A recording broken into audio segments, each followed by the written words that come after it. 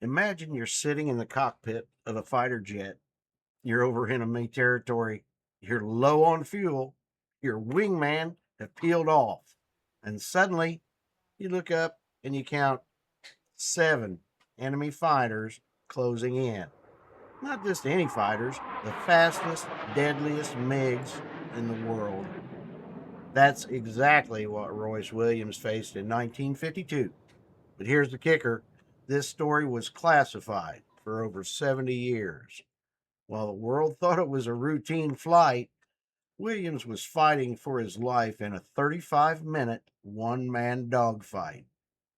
Today, we're honoring the oldest living Medal of Honor recipient and a man who kept the biggest secret in military aviation history.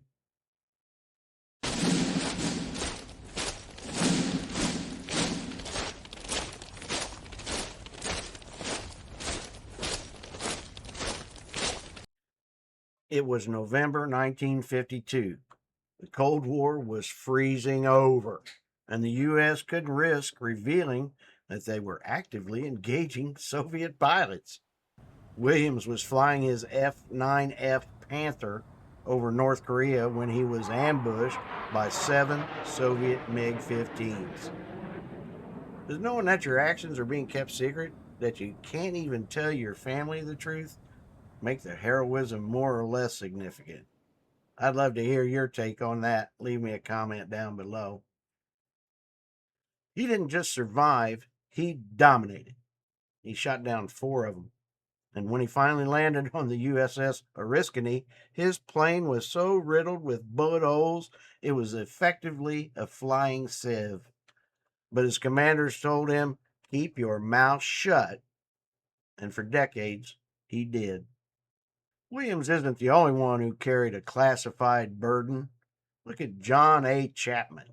His actions during Operation Anaconda in Afghanistan in 2002 were so complex and sensitive that it took years of forensic video analysis to fully understand how he sacrificed himself to save his team.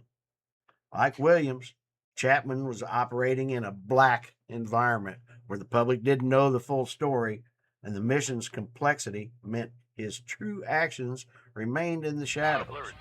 Both men were operating in that rare era where duty, secrecy, and the ultimate sacrifice intersect. It's the ultimate gallantry. Doing the right thing when you know nobody's ever going to read about it in the papers. Williams spent those 35 minutes using every ounce of his training. He turned his plane into a weapon, using the Panther's superior handling to outmaneuver jets that were technically faster than him. He landed on a carrier with barely enough fuel and a plane that should have fallen out of the sky. He didn't get his Medal of Honor in 1952. He got a Silver Star and an order to keep quiet. It took 74 years, a massive declassification project, and a special act of Congress in 2026 for the nation to finally look him in the eye and say, hey, we know what you did. Royce Williams is 101 now, and he's a living reminder that the truth eventually finds its way to the surface. If you missed our deep dive on the siege of Tientsin, go back and check the library. You'll see the same international tension and secret stakes pressure we've been talking about today. My name is Kenny. This is Gallantry in Action. See you next time. Stay legendary.